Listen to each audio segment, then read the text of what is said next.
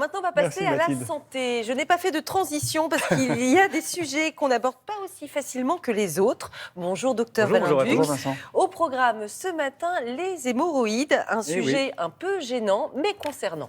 Oui, parce qu'en fait, on est tous concernés. C'est-à-dire que vous et moi, nous avons tous des hémorroïdes. En fait, c'est un système artério-vasculaire qui se trouve au niveau terminal, au niveau du canal anal, et qui aurait une fonction dans la continence. Donc, quand tout va bien, quand elles ne posent pas de problème, elles ne sont pas douloureuses. À voir vos visages ce matin, j'ai l'impression que tout va bien chez tout le monde. Généralement, ça ne pose pas de problème. Mais parfois, effectivement, ça peut créer quelques symptômes. Et dans ce cas-là, on va parler de crise hémorroïdaire ou de maladie hémorroïdaire. Donc, souvent, on fait un petit peu des raccourcis en disant j'ai des hémorroïdes. Non, vous avez une crise hémorroïdaire. Bon, est-ce que c'est un motif fréquent de consultation? Est-ce que les gens osent venir vous voir pour vous dire, docteur, j'ai un problème? C'est très régulier. En fait, effectivement, encore la semaine dernière, j'ai vu un patient qui est venu.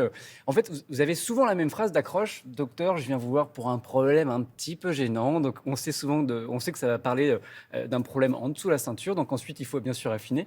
Mais c'est un problème effectivement régulier. Il faut savoir que ça touche généralement entre 40 et 65 ans. Donc, vous le disiez, pas de tabou.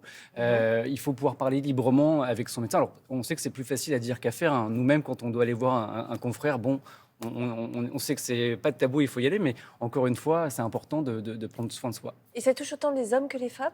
Oui, hommes-femmes touchés entre 40 et 65 ans, il y a pas de... Avant, personne n'a des hémorroïdes. On peut en avoir avant, parce qu'en fait, notamment au cours de la grossesse, si vous avez une grossesse, Mathilde, vous hochez de la tête. Bien sûr, un témoignage. Non, mais effectivement, pendant la grossesse, notamment chez les femmes, oui, bien sûr, c'est en dessous de 40 ans, on peut avoir des hémorroïdes. Et quel signe doit faire penser à une crise Justement, hémorroïdaire? hémorroïdaire, ça peut être une gêne, un saignement, ça peut être une petite tuméfaction. En fait, il faut se dire que les hémorroïdes, c'est comme une varice, c'est-à-dire que c'est un vaisseau, comme un vaisseau sanguin, enfin une veine plutôt, qui va se dilater, qui va un petit peu grossir et qui va engendrer des symptômes.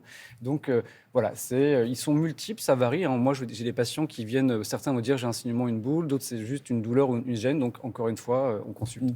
Et quels sont les premiers conseils à suivre? Qu'est-ce Alors, qu'il la faut faire? première chose, si c'est le premier épisode, vous consultez votre médecin. Quand vous êtes sujet et que vous connaissez les signes, généralement, les patients arrivent à s'automédiquer. Mais d'une manière générale, nous, on va effectivement refaire le point avec vous. Ce qui est important, c'est l'alimentation. Bien sûr, les fibres vont limiter la constipation, donc diminuer la pression lorsque vous La constipation, c'est ça qui peut créer les c'est un hémorroïdes. facteur aggravant et qui peut également, parce que par l'effort de poussée, l'afflux de sang peut engendrer ce genre de choses. Donc déjà, il faut réguler le transit. Comme Ça, on dit. c'est capital, très important. Au niveau des médicaments, on a du paracétamol, des anti-inflammatoires, et puis on a aussi ce qu'on appelle des traitements vénotoniques qui vont avoir une action sur le vaisseau sanguin. Ah, on a le suppositoire. Vous êtes tous parents ici, j'ai de mémoire, hein.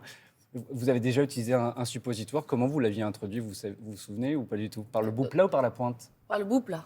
Par le moins gros.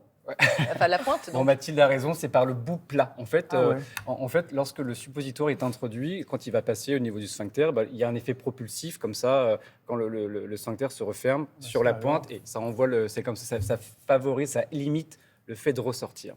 Donc voilà, ça c'est aussi des traitements locaux par crème, par Et suppositoire. les petits médicaments dans la pub qu'on entend à la télé là, à chaque fois, ça vaut quelque chose, ça, ou pas? Ça, vous pouvez l'avoir effectivement sans ordonnance à la pharmacie, mais on peut également le prescrire, nous solliciter. Sur certains types d'hémorroïdes, ça peut avoir un effet... Comment ça s'appelle ces médicaments en gros? Alors ça, c'est la marque, j'ai pas le droit de le dire, je pense Non, pas. mais c'est quoi, c'est à base ces de médicaments quoi? vélotoniques, généralement, Vénotoniques. qui effectivement... Mais même ça, vous pouvez les avoir en pharmacie sans ordonnance, les traitements locaux. Et ça Vous pouvez marche? ça aide bien, ça accompagne. Et dans tous les cas, s'il y a un échec, si ça ne fonctionne pas, vous reconsultez, c'est une évidence.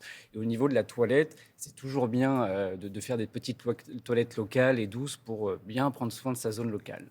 Bon, mais on le répète, pas de tabou, on consulte évidemment, mais ça peut être plus sérieux, je crois, Oui, qu'une parce qu'en- simple Oui, crise. c'est ça. C'est pour ça que je vous disais, le premier épisode, on consulte. Une fois que vous connaissez les symptômes, vous arrivez à gérer la chose. Mais en fait, parfois, ça peut être plus sérieux. Effectivement, le sang, les douleurs, ça peut être parfois une fissure ou des signes de cancer colorectal. Attention, c'est pas la majorité, mais c'est toujours bien de consulter. Donc, encore une fois, pas de tabou, on consulte. Dépistage cancer colorectal, c'est quand? Pour qui? À quel âge? C'est à partir de 50 ans, vous allez recevoir vous allez recevoir un courrier de la sécurité sociale vous amenant à faire le dépistage régulièrement. D'accord. Avec Régulièrement, ça veut dire quoi, tous les 5 ans? Non, Non. tous les 2 ans. Et puis, et puis vous allez non, tous les 5 ans. Et puis vous allez avoir voilà, c'est un dépistage sanguin. On en discutera.